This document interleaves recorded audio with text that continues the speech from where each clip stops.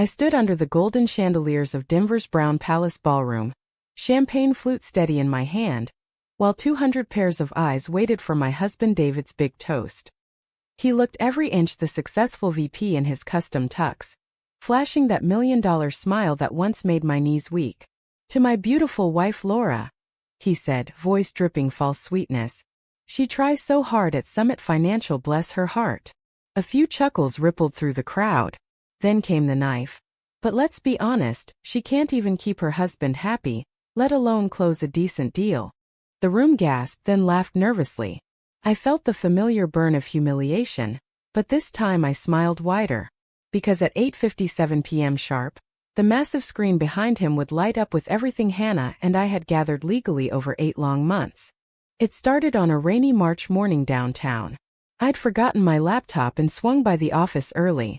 David's door was cracked. I heard Brooks laugh, his star analyst, followed by his cold whisper. "Laura's cracking under pressure.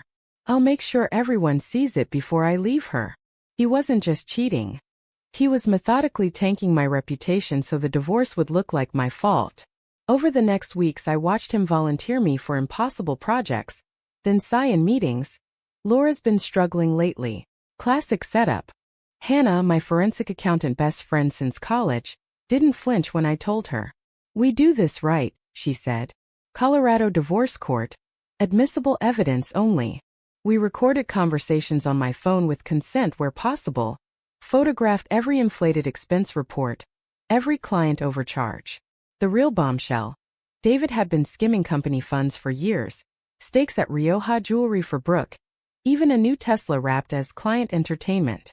Hannah helped me package it cleanly and hand it to my divorce attorney, who forwarded the embezzlement file straight to the SEC. Federal crime, clear paper trail. No hacks, no revenge theater. Just facts that would hold up in court. The screen flared to life right on cue. First slide. Credit card statements with dates matching nights he claimed late meetings. Second. Emails bragging to Brooke about handling me. Gasps turned to silence. David spun around, face draining of color. "Turn that off," he barked. But security was already moving. Mr. Whitaker, our CEO, had been CC'd that morning.